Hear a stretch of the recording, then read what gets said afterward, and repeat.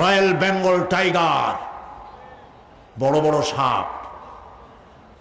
আপনারা যান, যায় দেখবেন সালাম কেমনে দেয়। রয়্যাল বেঙ্গল টাইগার জীবিত মানুষ খায় না। তার অর্থ কি? তার অর্থ হলো বাঘের মুখোমুখি মানুষ যখন হয় তখন বাঘের চেহারা দেখে মানুষের রুহু গলার কাছে এসে যায়। আধমরা তখনই হয়।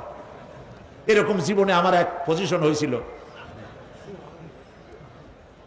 লন্ডনে আমাকে আমার ভক্তরা বলল যে সাফারি পার্ক আমাকে দেখাবে।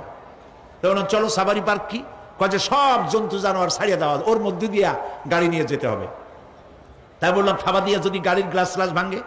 তা বললো যে ওখানে পুলিশ আছে, লোকজন আছে, হর্ন জোরে বাজাইতে হবে, নিয়ম আছে, তাহলে তারা আসবে এবং বন্দুকের মধ্যে রাবারের গুলি আছে, বিষ মাখানো, ওইটা মেরে দেবে। তারপরে জন্তুটা পড়ে যাবে, তার ঘুম আসবে, তখন বেঁচে যাবে। আমি দেখার লোভ সামলাইতে পারলাম না, আর ভয় তো ঘামে গেলাম। আল্লাহ ভরসা করে গেলাম। বিশাল এরিয়া, আল্লাহ যে কত দেখাইছে গোলামের, সুবহানাল্লাহ।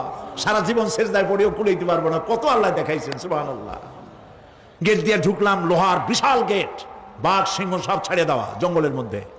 তা আমরা গেছিলাম একটা ভালো সময়, সকালবেলা। সেখানে সব গোস্ত, বড় বড় গোস্ত, এগুলো খাইতে দিছে। প্রাণীরা সব গোস্ত খাওয়ায় ব্যস্ত।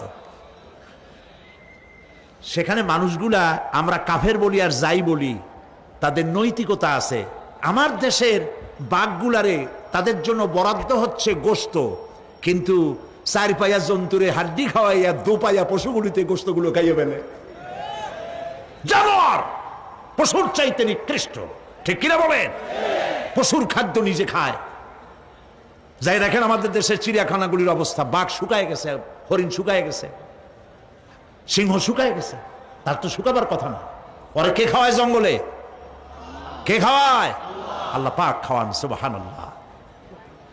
এত বড় বড় গোস্তের টুকরা এক একটা বাঘে পেয়েছে। বাঘ একটারে নিয়ে গাছে উঠছে, আর একটা টানাটানি করতেছে, আর আমরা গাড়ি নিয়ে আসতে যাচ্ছি। এক বাঘ তার ওই গোস্ত ফালায় থুয়ে আমাদের দিকে আগায় আসতেছে। আমি বললাম আল্লাহ, যা ভয় করতেছিলাম আমি তখন, ওই যে বলেছি যে মরা মানুষ বাঘে খায় না, বাঘ দেখলেই কলজে উড়ে যায়। আমার হার্ট বিট এত বাড়ছে, আর আল্লাহ আল্লাহ করতেছি, দোয়া দুরুদ শেষ হয়ে গেছে পড়তে পড়তে। বাঘটা একেবারে গাড়ির কাছাকাছি আসছে, ইন্না লিল্লাহ পড়তে পড়তে সরে গেলাম। আল্লাহর মেহেরবানি, বাঘটাও কি মনে করলো এই যে ছোট্ট আল্লাহর ছোট্ট গোলাম, আরে খাইয়া কি হবে, বলে ছাড়িয়ে দিল আমার ওই মনে করে। তার যা শক্তি, গাড়ির গায়ে যদি থাপ্পড় মারতো, আমার টয়োটা গাড়ি ছিটকে আর এক জায়গায় পড়ে যেত। আল্লাহ বাঁচাই দিলেন, সুবহানাল্লাহ। প্রিয় ভাই সব,